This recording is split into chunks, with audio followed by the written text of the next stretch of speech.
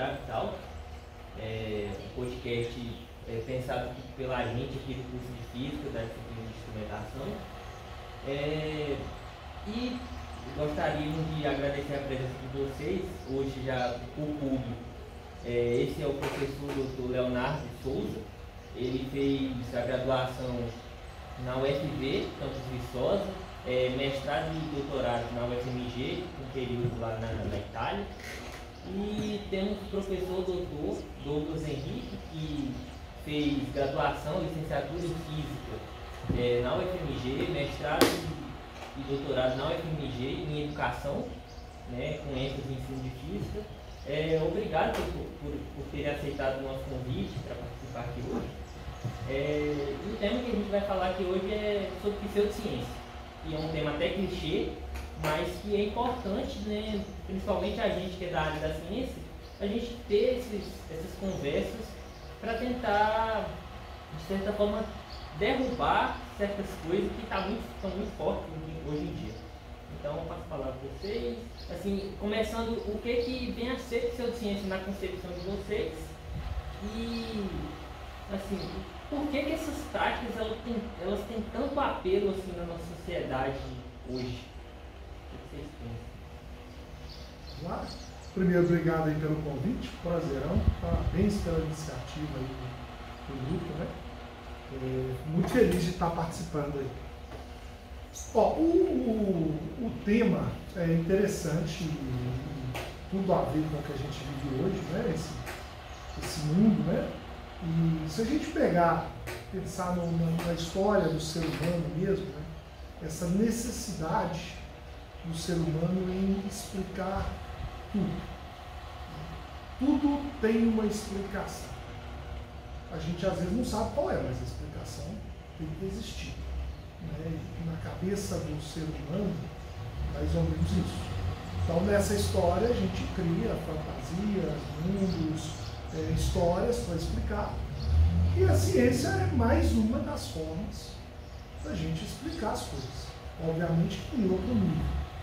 Né? Porque nós temos testes, tem todo um procedimento, ela é validada por pares, mas é uma forma do homem perceber o mundo, interagir com o mundo e utilizar, né, desses conhecimentos para progredir nesse mundo, avançar nesse mundo. Obviamente, a ciência não explica tudo e nem consegue agradar a todos. Eu acho que por isso surgem outras teorias paralelas, essas pseudociências que agradam. E nem sempre a ciência agrada as suas explicações. Né? E hoje também nós temos aí um espalhamento de bobagens aí, que ganham interesse e força nessas redes sociais. Né? Há um tempo atrás, aquela idiotice daquele milho, né? Com o negócio daquele ali podia gerar fonte de renda e ter gente olhando aquilo ali.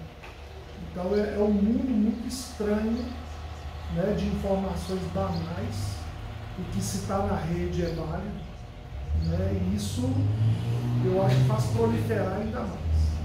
Eu acredito que é muito dessa história, da gente sempre buscar explicação para tudo, né, e hoje esse mundo doido que a gente está vivendo, que eu ainda não entendo ele muito bem, não. Deixa eu Interessante, eu começando a agradecer também a presença e a iniciativa do grupo.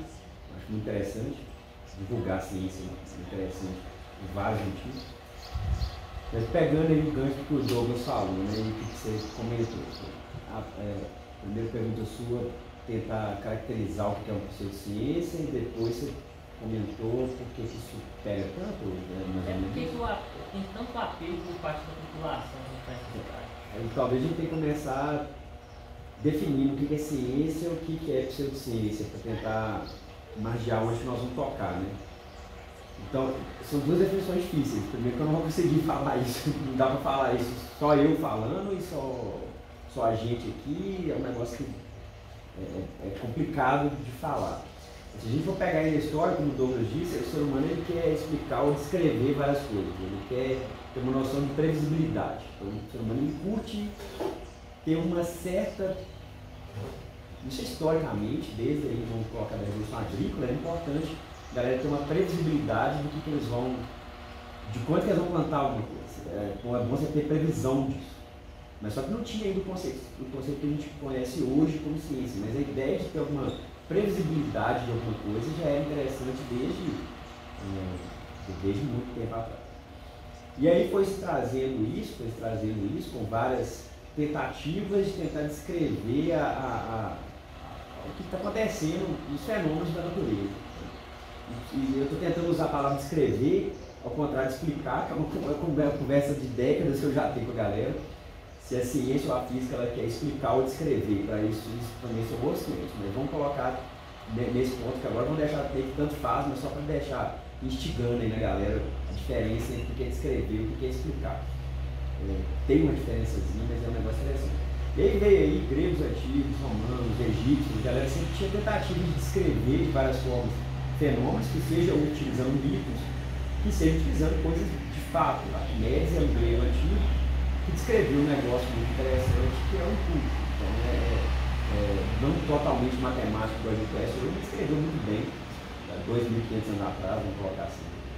E aí foi trazendo isso, e quando foi, aí já pulando um tempo aí grande, sem querer desmerecer a galera que estava no meio, mas aí veio Kepler, Tycho Brahe, Newton, Leibniz, a galera começou a ter o que a gente chama de hoje de revolução científica.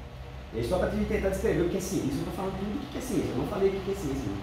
A gente tentar falar o que é ciência na minha concepção rápida de hoje aqui em poucos segundos. Né? Primeiro, falar o que é ciência é difícil demais. Né? Eu acho absurdamente difícil falar o que é ciência. Outra grande pergunta é quem é essa tal de ciência. Mas aí vai para outro caminho também. Qual é a ideia de você fazer alguma coisa com base científica? Primeiro, ciência hoje para mim é um método, uma metodologia, ou metodologias científicas, no plural, porque depende muito de cada areazinha que você vai tocando, então a gente pode ir para o plural, metodologias científicas, né, no plural, para deixar bem mais abrangente. Mas é um tipo de método, você tem que colocar um certo tipo de método, você vai ver um fenômeno que seja, por exemplo, sei lá, uma pedra caindo. Você viu uma pedra caindo, isso é um fenômeno. Você pode virar e falar assim, essa pedra cai porque tem um monte de duende puxando ela. Beleza, é uma hipótese. Então você lança hipóteses a partir desse fenômeno, e a partir dessa hipótese, você tem que propor testes para falar, não, beleza, são doentes que estão puxando a pedra? Vamos tentar testar se esses doentes estão lá. Aí você propõe teste, e aí você vai ver se essa hipótese sua é válida ou não. Então você tem que observar um fenômeno, você tem que propor hipóteses sobre esse fenômeno. Depois disso você tem que tentar, e isso vale para qualquer tipo de ciência, não são exatas, assim, a ideia macro de ciência que eu estou falando que vale para qualquer tipo, mas a ideia micro depende de cada área da ciência. Mas aí depois que você vai testar a sua hipótese, testar como? A física, ela é uma ciência baseada assim, em experimentação, observação e hoje simulação. Então a física hoje é a base da física, a base empírica da física, não pode chamar de isso. Empírica é testável, né? Experimento, observação e simulação. E aí você testa essa hipótese. Pô, foi mal, cara. Testei sua hipótese doente e não está válida. Então vamos tentar outra hipótese. Essa hipótese doente foi jogada fora, a partir do momento que ela vai sendo rejeitada, uma hora ela vai ser jogada fora. Certo? Então, e aí depois disso você tem que sujeitar seus testes a deixar aberto esses testes, o mais aberto possível para a galera teste, e aí a gente tem uma metodologia básica de ciência, bem básica, isso aqui é 0.1 de metodologia de ciência. Então beleza, e para que eu estou falando isso, né? Porque a gente tem toda essa metodologia de ciência, e a ciência, como eu disse, a ciência, eu deixei os doentes lá de lado, hoje a gente sabe que a pedra está caindo, por quê? Porque tem uma força newtoniana gravitacional puxando essa pedra? Também, mas a gente pode falar também, por exemplo, que a pedra está caindo porque ela segue uma curvatura espaço-temporal. Então a gente vai crescendo. E aí eu deixei o doente lá, que era uma hipótese, deixei as forças newtonianas lá, que era outra hipótese, deixei a curvatura, que é uma outra hipótese que a gente vai testando. E isso é um negócio muito interessante para a gente entrar no pseudociência, desse discurso todo, quando a gente começa a entrar no pseudociência, que a ideia da ciência, a ideia da ciência é estar menos errada sempre. A ciência não quer estar certa, a ciência quer estar menos errada. Isso pode parecer paradoxal, mas não é. A ideia da ciência é estar menos errada a cada passo. Não é estar certa o tempo inteiro, é estar o menos errado. E isso é um negócio interessante. Por quê? E isso eu estou falando de ciência, não de cientistas. A gente tem que separar muito ciência de cientistas. Porque cientistas, eles têm o ego, que é a coisa toda dele, e é isso, a gente tem que separar. Falando da ideia, a parte idealista da ciência. E aí, por que eu estou falando isso? Porque se a ciência quer estar menos errada assim, não quer estar certa, a pseudociência, e aí eu fiz esse curso todo para falar muito pouco de pseudociência, que é o assunto. Desculpa. Mas aí a ideia de pseudociência é, pega pequenas evidências, pequenos fatos científicos, baseados em toda essa metodologia, e aí você constrói toda uma teoria não testável de alguma outra coisa. Que vai te dar uma previsão, ok? Mas é uma previsão que ela é auto, ela é auto, como é que se diz? Quando ela se auto, quando ela é uma previsão que ela vai se concretizar porque ela já é feita para se concretizar, entendeu? Então, por exemplo, eu prevejo que eu vou sair daqui e dar 2 passos. Eu vou dar 2 passos aqui. Se ninguém me bater aqui e jogar no chão, eu vou dar 2 passos. Ela é autoconcretizável.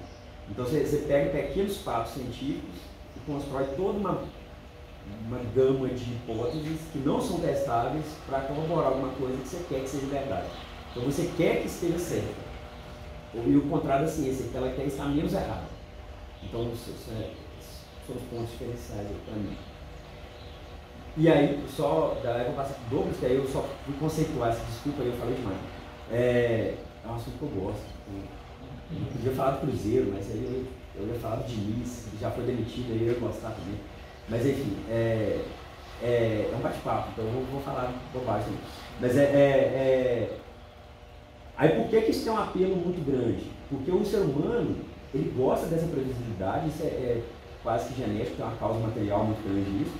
Só que o ser humano, ele quer estar certo, porque estar certo é bom para danar. Estar certo é muito bom. Eu estava certo quando eu falei que o Diniz ele era um péssimo técnico. Eu estava certo disso, ele saiu do Cruzeiro. Então, assim, estar certo é muito bom. Eu estou brincando aqui agora, não estou falando, só fiz uma brincadeira. É muito bom estar certo. E a ciência, ela quebra muitos paradigmas de certeza nossa. E aí, o apelo de pseudociência, qualquer coisa que seja conspiracional, conspiracionista e tal, o apelo vem nisso, a pessoa quer estar certa. E você quebrar a certeza de uma pessoa, isso é difícil. Eu passo por isso várias vezes durante o dia. É muito difícil você ter certezas quebradas, sabe? E aí o grande apelo é esse. Você está certo. E vai estar certo por quê? Porque é autorrealizável. É uma previsão autorrealizável. Ela vai se realizar porque sim. Então para mim, o grande apelo é esse. O grande apelo, você está certo o tempo inteiro, e aí você estando certo o tempo inteiro, você vai se acumular em grupos.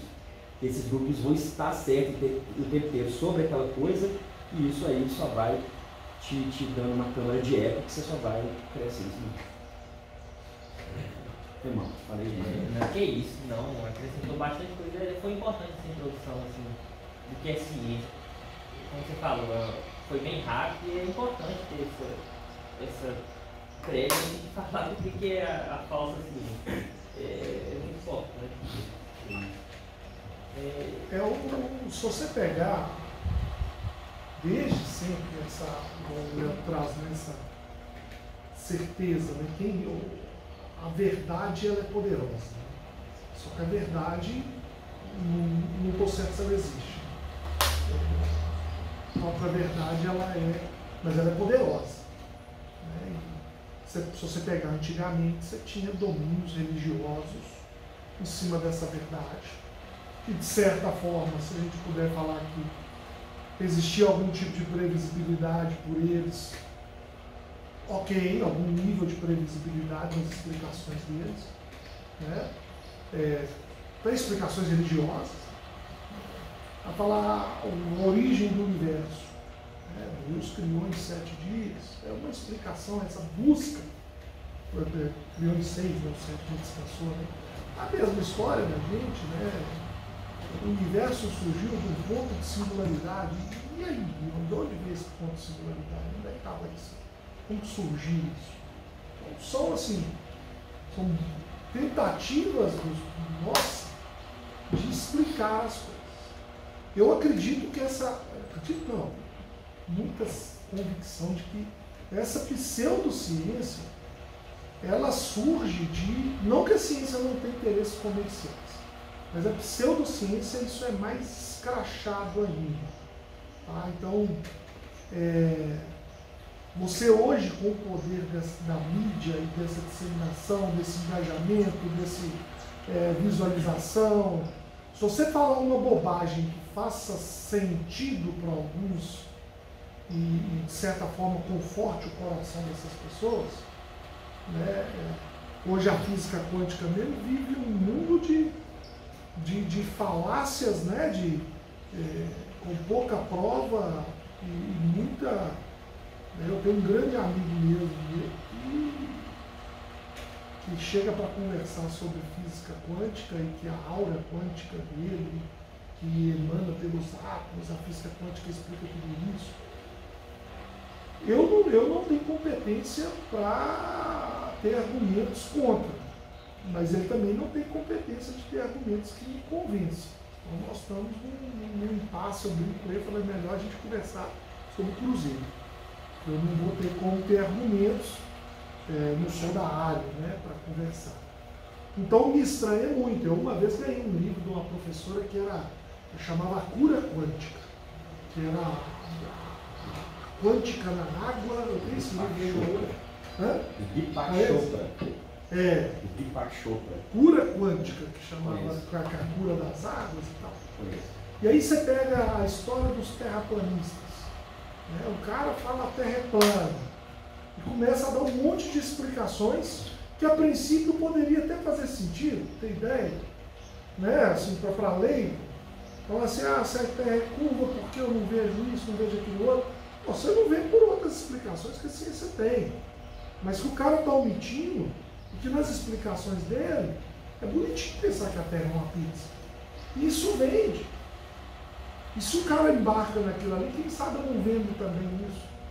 Então você hoje, não que a ciência não tenha isso, hein? A ciência também trabalha atrás do dinheiro. O cientista é financiado, né? Não é isenta de grana não. Mas essas pseudociências, elas vivem disso. O cara vive de dar palestrinha de terra plana. Então isso é forte. E encontra essa coisa que eu repito, que está me assustando demais, principalmente enquanto professor, que é essas redes sociais e essas informações banais e o tempo que se perde olhando idiotice que as pessoas postam e essas coisas gerarem dinheiro. Eu não consigo entender como que isso pode gerar cascalho bruto, né? Como que isso pode movimentar economias. Então é um mundo que para mim está estranho, está favorecendo a pseudociência. Ter que explicar. Pseudociência sempre existiu. Isso não é novo. Isso não é novo. Mas hoje você ganha força. Porque você tem disseminações absurdas disso. É muito fácil falar bobagem e disseminar, você não responde por isso. Como que você controla uma rede social? É um trem muito difícil de fazer. Isso dá gatilho para outro tema que a gente pode discutir, que seria como que a gente poderia combater a pseudociência. Por exemplo, talvez uma opção que seja, não sei, eu pergunto a vocês, talvez uma opção mais favorável seria não dar mais credibilidade para esses caras, por exemplo, disseminando a ideia deles. Talvez seria melhor, por exemplo, disseminar o que é ciência de fato. Essa é a nossa missão enquanto professores. Né? Enquanto professores, divulgadores. O duro é conseguir ganhar da máquina. Eles são muito mais, né? Hoje são. Tem, por exemplo, um apelo social, um apelo emotivo, né? Que aí é mais fácil dar o gatilho na galera. E outra coisa que você citou que me veio à mente é sobre a pseudociência na saúde, na área da saúde, por exemplo. Eu considero isso algo muito perigoso, né, para a sociedade como um todo. E por quê? Bom, pessoas que estão, por exemplo, doentes, buscam muitas vezes uma cura quântica, por exemplo, sendo que tipo, aquilo não vai funcionar e elas estão perdendo tempo ali, em vez de procurar um tratamento mais adequado. Eu gostaria, tipo, vocês têm algum outro tipo de exemplo que o pseudociência pode vir a ser perigoso na sociedade como um todo? A pseudociência é quase sempre perigosa, porque ela envolve manipulação de massas, ela envolve construção de inconsciente coletivo, ou construção cultural. E isso é complicado porque cultura não é algo que você muda rápido. Então, quando você consolida uma cultura perigosa, você mudar isso é difícil, muito difícil. Você vê a própria educação, que a gente tenta fazer reforma educacional, e é difícil porque já põe na cultura. Então, você mexer com cultura, a pseudociência é sempre perigosa. Não que a ciência também não seja, porque a ciência também é muito turona. É isso hoje. Hoje a ciência fala que pode beber café, amanhã descobre-se que não pode. Tem os perigos também, mas é muito mais, como o Léo colocou, você tem testes, são construídas morte após morte. Então você tem um nível de validação que não tem nem comparação com a pseudociência. Mas também não é absoluto, de forma alguma. Como o Léo colocou, provavelmente nunca vai explicar tudo. Tenta, mas provavelmente não vai explicar. Até pela nossa natureza humana, somos humanos, nós vemos vou brincar, nós vemos um espectro limitado aqui de frequência eletromagnética, a gente interage com o mundo de forma limitada, ou o mundão que a gente não interage. Então a própria natureza nossa já nos limita a isso, ao mundo do nosso observado, não só visual, mas os equipamentos que a gente consegue imaginar, fazer hoje. Então, mas nós temos, não tem comparação de ciência, na minha opinião, com pseudociência. E para mim é muito clara a história da pseudociência como essa manipulação hoje de massa. Há um tempo atrás você teve aquela revolução grande do aquecimento global. Década de 80, 90, estava tendo aquecimento global, os indicativos mostravam que sim, fizeram toda aquela campanha de redução de carbono. Aí o que fizeram? Cotas de carbono. Conseguiram comercializar o ar. Os países têm uma cota que eles podem emitir. Se eles emitirem a mais, eles podem comprar do outro país. Olha que loucura. E aí você pensa, o aquecimento global, tinha alguns cientistas que colocavam isso como controvérsia, porque a gente imagina que tudo é constante, a temperatura do Sol, a distância do Sol, da Terra. Então a gente não pode passar por décadas mais quentes, não, tem que ser constante. O aquecimento global é um fenômeno feito pelo homem. Não pode existir outra hipótese. Não estou dizendo que é outra hipótese, porque eu também não tenho certeza, só estou dizendo que, no mínimo, uma controvérsia pode existir nessa história. Ok? Então a ciência ela vem discutir essas controvérsias. Eu, de coração, acho que tem efeito do homem nessa história. Mas eu entendo que tenha outros fenômenos que também possam acontecer. Nós temos indícios que já teve a era do gelo aqui na Terra, indícios fortíssimos. Tivemos a era do gelo aqui na Terra, então quer dizer que em algum momento nós tivemos esfriamento, foi feito pelo homem também, não foi muito pior, porque não sabemos. Então o Sol está sempre a mesma temperatura, ele pode passar em períodos mais quentes, não pode. Ok? Então tem outras hipóteses que a ciência vai olhar.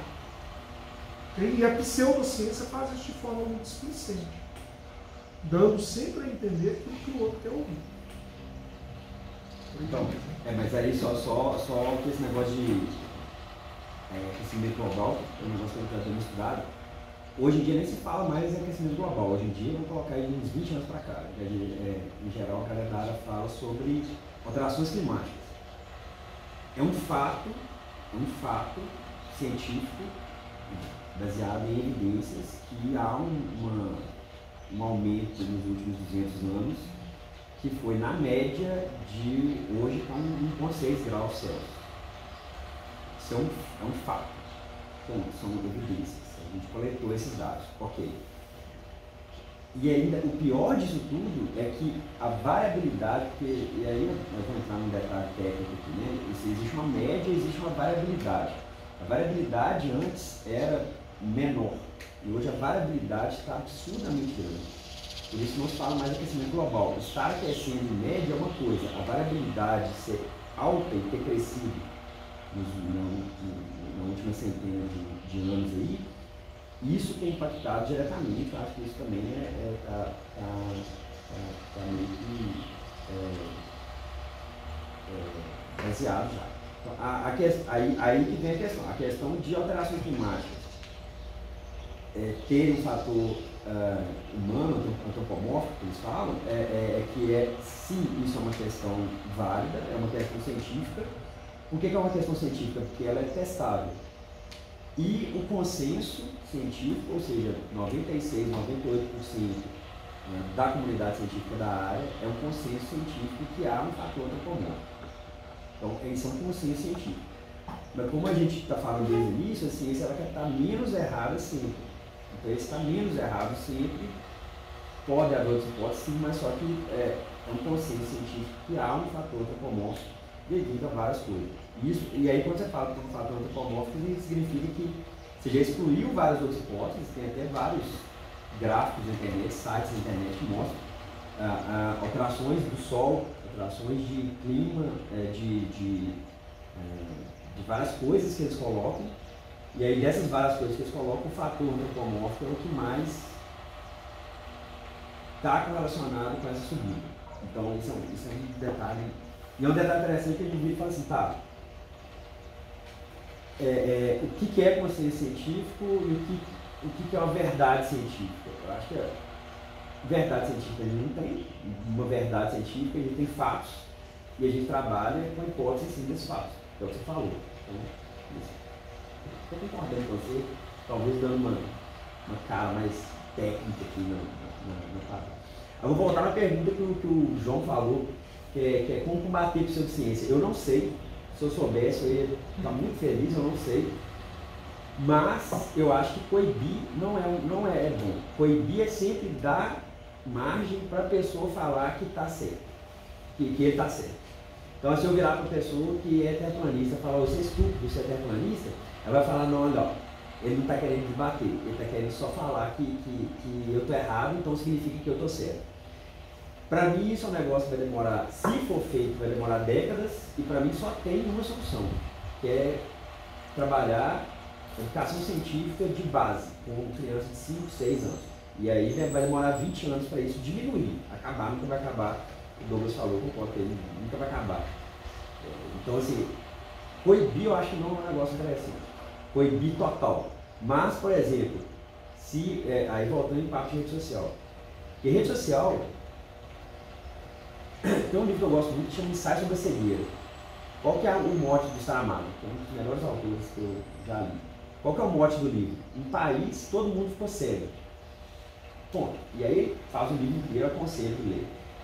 Mas a cegueira da galera não era a cegueira que a gente imagina a cegueira escura. Todo mundo, você não enxerga nada, deve você fechar o olho, você cai enxergando tudo escuro. A cegueira era branca.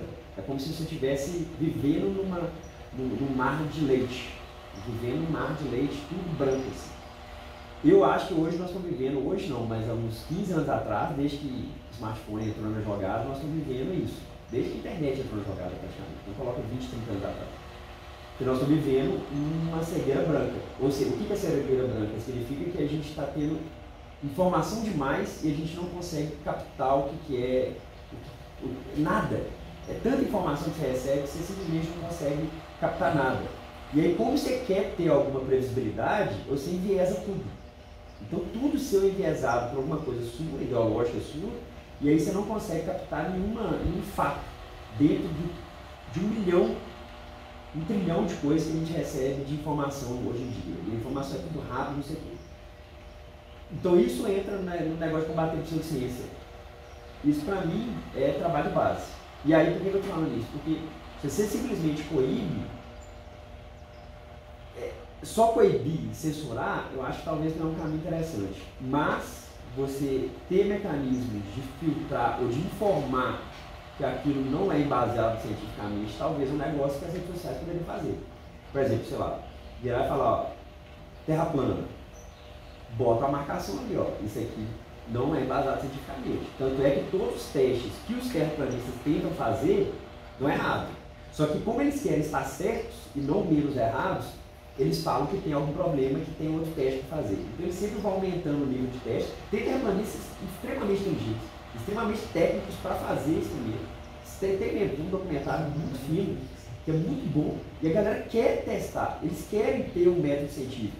Só que para cada resposta falsa com relação à hipótese deles, eles vão lá e falam, não, é alguma coisa, tem alguma coisinha aqui que não está mostrando a verdade que eu quero mostrar.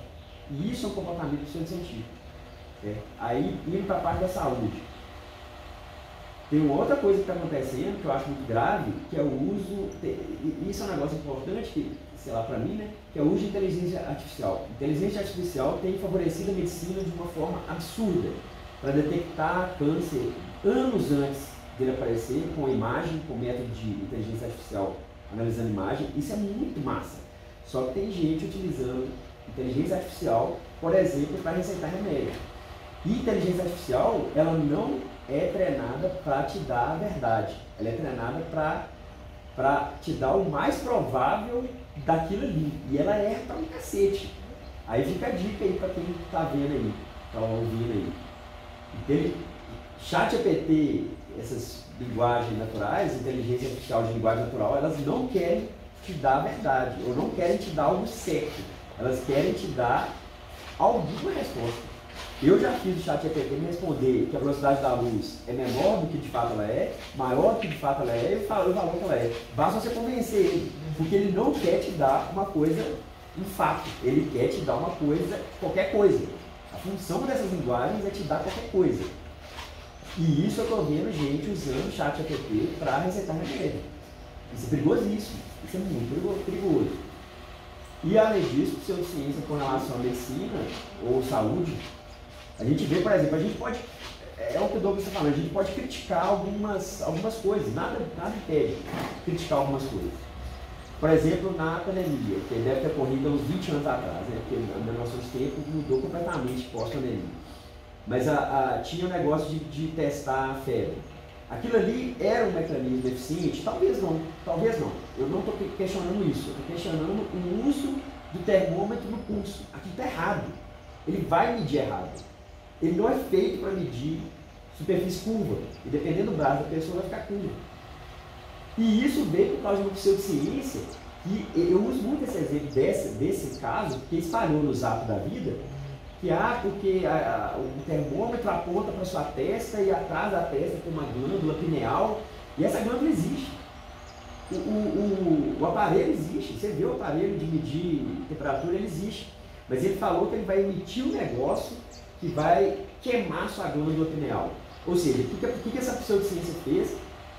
Eu acho realmente, aí é achismo meu, ou seja, nesse momento eu estou sendo pseudocientista, que medir temperatura na época da pandemia não era o mecanismo mais eficiente, mas isso, ok, estou voltando nisso. Eu estou falando especificamente da medida do termômetro. Essa pseudociência usava uma coisa que existia. A glândula pineal existe? Sim. Ela está em tal lugar? Sim. Ela trabalha em coisa eu acho que é de sono, enfim, trabalha de coisa importante do cérebro? Sim. Só que aí ele pegava essas coisas, porque isso assusta a pessoa. Aí coloca uma imagem de uma arma apontando, assim, tipo assim, assusta, cara. E aí você vai na emoção da pessoa. Aí fala assim, tá apontando um negócio na sua testa que vai queimar sua glândula. Porra, eu ficaria com medo. Só que esse aparelho de medir temperatura, ele não emite nada, ele capta coisa. Porque tudo aqui nessa sala está emitindo algum tipo de radiação. Ele capta a radiação. Então, só que isso, eu vi muita gente medindo no pulso. Você ia nos lugares, a galera já via no pulso para medir. Aí eu dava a testa, eles falavam assim, só você que está pedindo para medir na testa, de tanto que se espalhou. Aí você pensa assim, tá, isso não foi tão eficiente, não, mas só que isso é só o começo de uma bola de neve gigantesca. Então, o pseudociência da saúde é um negócio muito grave mesmo. Aí só voltando uma outra coisa com relação à sua pergunta de coibir ou de como evitar a pseudociência. Uma outra coisa que aí nós temos que pensar, a academia é extremamente arrogante, e eu falo isso porque eu sou arrogante pra um cacete. E a gente simplesmente chamar a pessoa de imbecil, apesar de, por exemplo, terraplanista, eu posso ter vontade de chamar de imbecil, sim, mas você simplesmente fazer isso, eu acho que você vai estar colaborando com o crescimento da pseudociência. Eu acho que a academia tem que voltar à base, descer do pedestal, voltar para a base, de novo, educação de base, voltar para a base e falar, ó, o que eu vou ensinar de metodologia científica para a criança. Porque a criança ela vai poder pegar os fatos e falar, não, beleza, com esses fatos aqui eu vou tirar minha conclusão. Entendeu? Eu acho que a academia também tem, eu não vou falar que é a culpada, mas eu acho que a prepotência acadêmica, eu acho que exclui pessoas do debate. E isso eu posso falar por mim, eu faço isso, então não vou falar por outras pessoas, mas por mim eu posso falar. E a gente exclui pessoas do debate porque a gente às vezes é prepotente mesmo. Aí eu falei demais, não, que isso. Aí no caso, você tocou no ponto da academia, assim, essa questão de base, assim, eu concordo com você que esse é um caminho, mas será que a academia ela não é tão restrita no sentido de, fala assim, procura um fato científico. Tá, mas o cara vai procurar, ele vai olhar um artigo científico e ele não vai entender nada. Então, será que talvez as revistas, talvez a própria universidade, porque a gente vê muito divulgador científico depois que forma, 1, 3, 4 que está estudando, faz divulgação. Mas será que essas partes maiores, essas revistas, a universidade como um todo, não deveria, talvez, pensar em reformular essa coisa engessada, essa linguagem tão rebuscada, para poder atingir um povo que não vai estar mais na base? Por exemplo, criança, a gente vai mexer com criança ali para ensinar, mas e os adultos hoje? Para tentar... Léo, o negócio é extremamente complexo. O pessoal pensa muito assim, né? Precisa melhorar a base. Quem vai melhorar a base? As universidades. Mas quem vai melhorar a universidade? Porque nós também não sabemos o que fazer, não. Nós temos a vida e nós não fomos formados para isso. Quem vai nos formar? Então isso vai ter que acontecer de forma simbiótica, vai ser junto. Os professores, eles precisarão trazer as demandas para a gente aqui na escola, na universidade. E a gente superar isso junto. Por isso eu gosto tanto, me agrada tanto os mestrados profissionais. São professores que voltam, trazem experiência. A academia aqui está cheio, mas tem professor que nunca deu aula no ensino médio. Uma coisa é você fazer o ensino médio, outra coisa é ser professor lá e entender as demandas. E mais, as demandas atuais são extremamente diferentes de quando a gente estuda. Então, não adianta também virar e jogar tudo e falar as universidades têm que ajudar mais, ajudar como? É uma coisa integrada. A gente não sabe o que fazer. A gente continua perpetuando o mesmo método de ensino lá de 1960, no Sputnik, que gerou aquela revolução toda e criou o nosso jeito de ensinar a ciência atual. Se você perguntar agora, Douglas, você, o que você acha? E aí eu não acho, eu não tenho certeza. Se eu soubesse qual a melhor maneira de fazer isso, eu já teria feito livros sobre isso e estaria desfrutando, né, a parte boa dessa história. Primeira coisa, eu acho que hoje a gente vive um momento de muito conteúdo nas escolas. E a gente perdeu espaço para curiosidade, para experimentação. E os professores estão muito preocupados em fechar o livro. Não é hoje, né? Isso é desde sempre. Estou dizendo que hoje, se isso uma vez funcionou, acho que hoje funciona muito menos. Nós precisamos, nas salas de aula, incentivar os meninos a terem mais perguntas sobre as coisas. Os professores têm que dar menos respostas. Essa é a visão do grupo. Informações críticas. O cara tem que começar, nas aulas de ciência, no caso, a ter mais perguntas. A gente tem que provocar oportunidades. Porque o que é o trabalho do professor? A história de transmitir conhecimento já caiu por terra na década de 90. Ninguém transmite nada. Okay? Eu vou te transmitir essa informação. Não. O cara vai, com aquilo que ele já sabe, interagir com a nova informação e construir uma nova estrutura de pensamento lógico nele, especificamente. Aí já é o primeiro desafio, porque com 40 meninos na sala de aula, cada um está numa estrutura lógica, então a interação vai acontecer de forma diferente. Então o conhecimento ele não é passado, ele é construído na cabeça de cada indivíduo. Isso é o conhecimento básico moderno do que é ensino-aprendizagem. Então o que você precisa fazer? Colocar o sujeito em atividade. O sujeito passivo, ele discute menos. E por que eu falo dessas redes sociais? O cara é extremamente passivo aqui. E aí, quando o Léo coloca, ele não retém nada, claro. Ele não está interagindo em nada com as estruturas dele. Aí, isso aqui está trazendo uma sensação de satisfação que é uma coisa nova, pelo menos para mim, e isso os psicólogos estão mais caros que isso, psiquiatras. Como que isso pode dar prazer a uma pessoa? Ficar vendo um fazer milho, manda mais dinheiro. Milho, como é que isso pode dar prazer a alguém? Porque se o cara perde ali, e eu falo lá na minha casa, minha menina tem 1h30 de celular que ela pode usar. Ela fica de 1h30 vendo a porcaria do Instagram e da palhaçadinha que os outros estão fazendo. Como que isso pode dar prazer a alguém? Isso é problema dos psicólogos vão ter que entrar nisso. Né? E você ganha espaço. O que tem isso a ver com pseudociência? Isso tem tudo a ver, isso é uma cultura que está se proliferando. E está ficando cada vez mais difícil você colocar o menino para ler o artigo científico que você está falando. O cara tem que concentrar, o cara tem que interagir com aquilo ali, o cara tem que pensar. E eu vou falar novamente na minha casa. A minha filha vive um regime de emburrecimento. Você tenta falar as coisas com ela não está te escutando.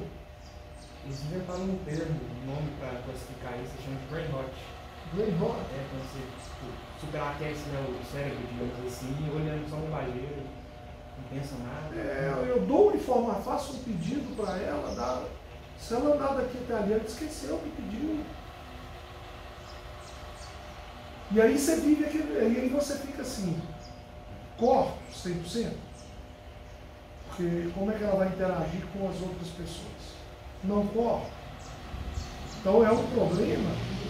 O Léo está entrando em questões mais científicas e em questões mais sociológicas. Assim que é bom, Porque tem tudo a ver, ué. Por que a pseudociência se prolifera? Porque as pessoas, em algum momento, param de perguntar as coisas e se satisfazem só com as respostas. É bom se sentir confortável. Isso aí me explica. Isso aí me dá conforto.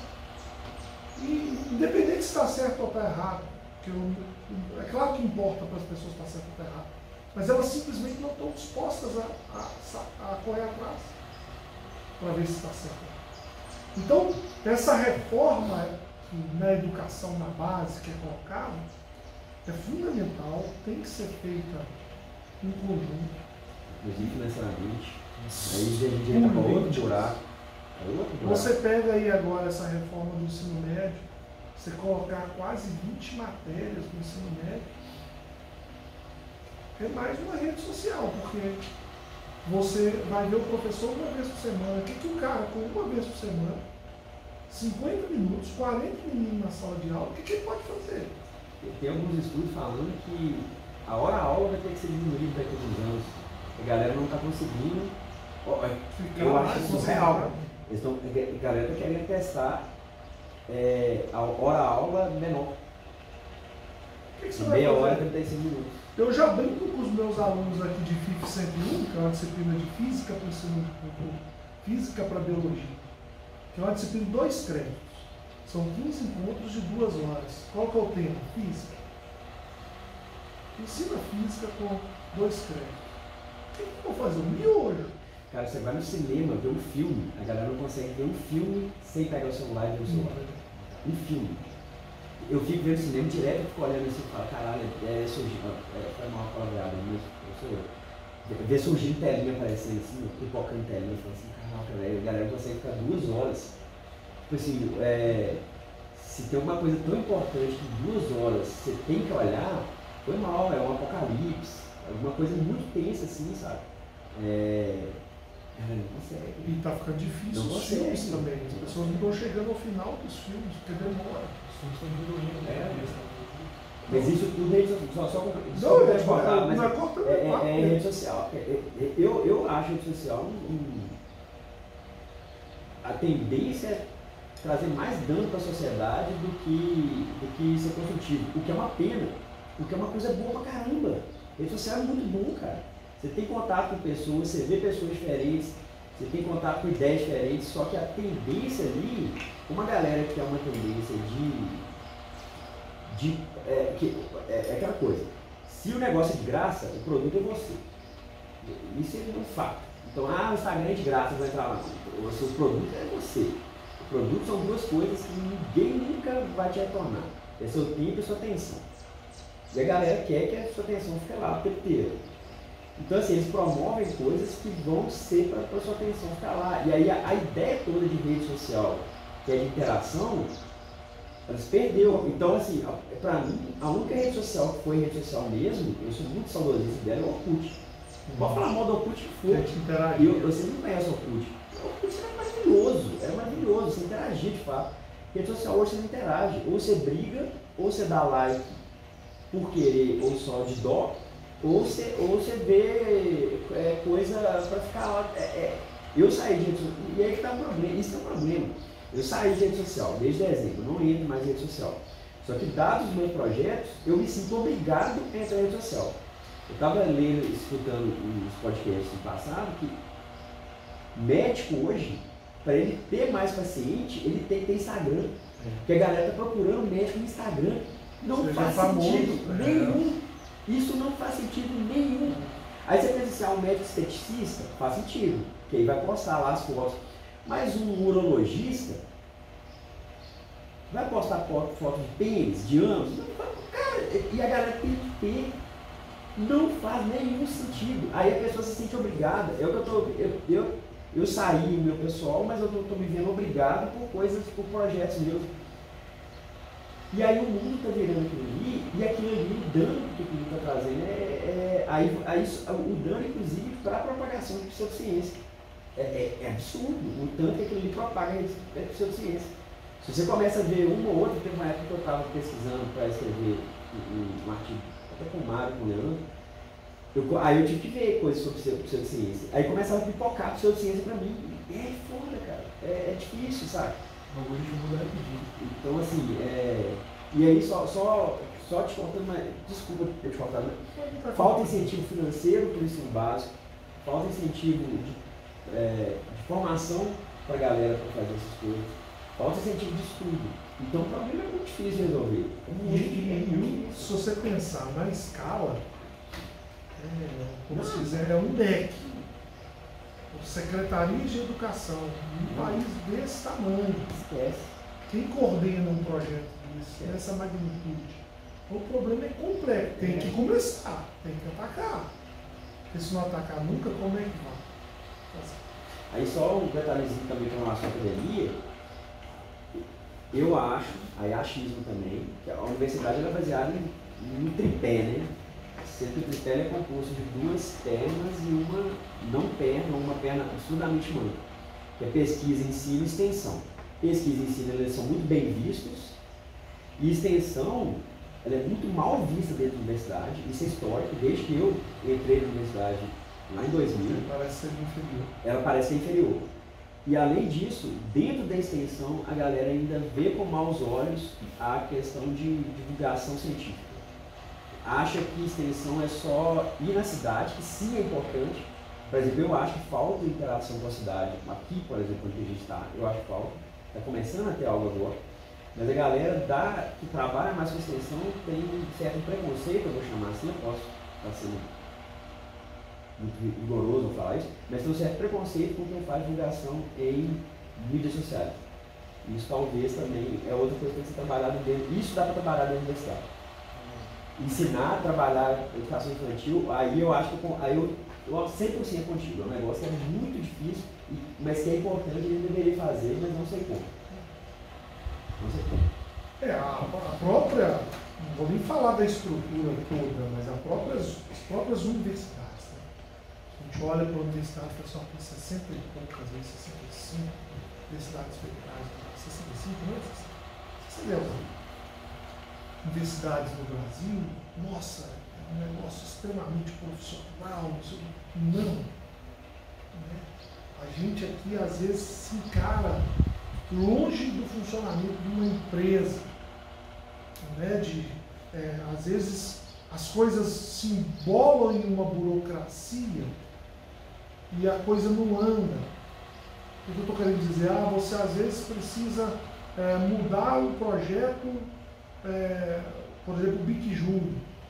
Tem que passar por um monte de comissão de não sei o que, no final a coisa não anda. Né? Então, a própria estrutura que é feita na universidade, que é necessária, né? Ela não favorece um dinamismo dessa mudança até da própria universidade. Né? Você vê, por exemplo, professores aqui para se fazer um pós-doutorado, seria aprimorar. Você não tem quem te substitua aqui. Né? A universidade, para te liberar, os outros professores têm que largar coisas que eles estão fazendo para pegar os seus afazeres para você conseguir se formar. Você tem muito pouco incentivo para isso. Né? Então, como que a gente vai fazer essas coisas? Bolsas de iniciação científica, bolsas para os pesquisadores, dinheiro, verba, projeto, é extremamente escasso.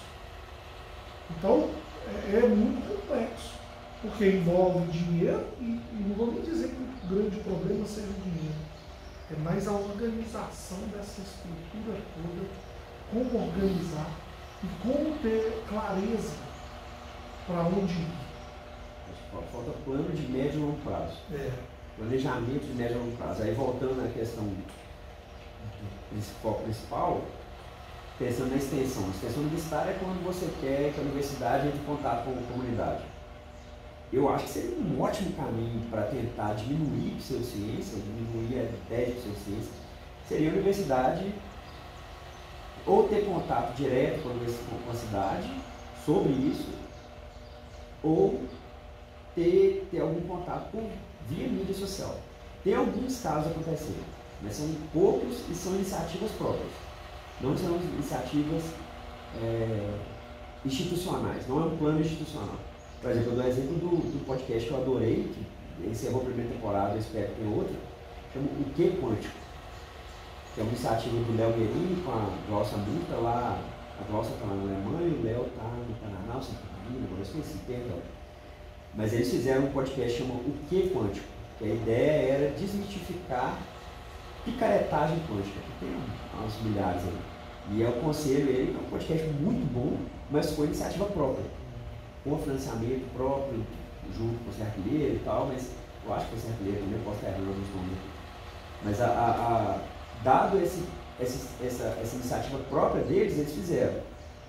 A iniciativa institucional falta, tanto pela burocracia, quanto por um certo sentimento de pedestal que não pode. Isso não é extensão. Eu discordo veementemente.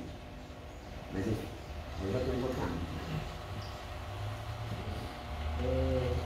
papo tá bom, eu acho que se a gente fosse falar tudo que a gente tem que falar, acho que isso prolongaria horas e horas e horas e horas de conversa. A parte 2, a parte 3, a parte 4. A parte 4, a parte 100. Mas a gente está com um tempo um pouco limitado, então eu gostaria de agradecer de novo vocês pela participação. Assim. Foi bastante engrandecedor para a gente como estudante, que está fazendo a disciplina, mas também, caso isso venha a ser público, eu acho que vai acrescentar bastante quem escutar, assistir. E é isso. Gostaria de falar tudo. Coisa boa, obrigado pelo convite, parabéns aí pela iniciativa, dos alunos, professor Cleiton, da disciplina.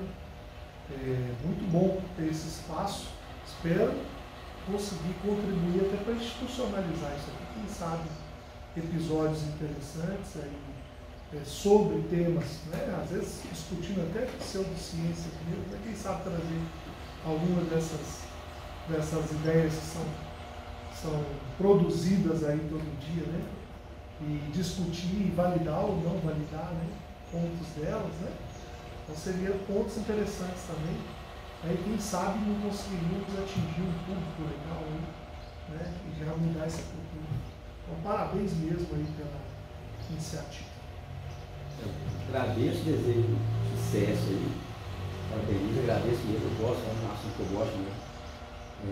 Gosto mais de falar disso do que do Cruzeiro. Mas só sugerir, de repente, colocar na descrição alguns livros.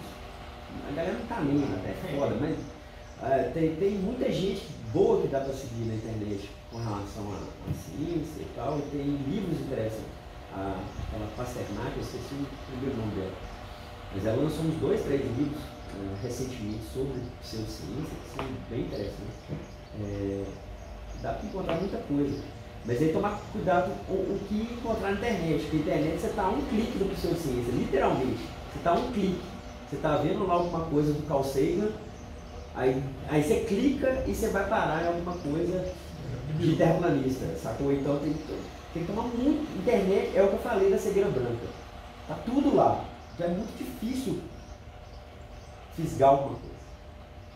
É isso. Obrigado e parabéns. E é isso. Obrigado a quem estudou. E é isso. Até a próxima. Minha vinheta.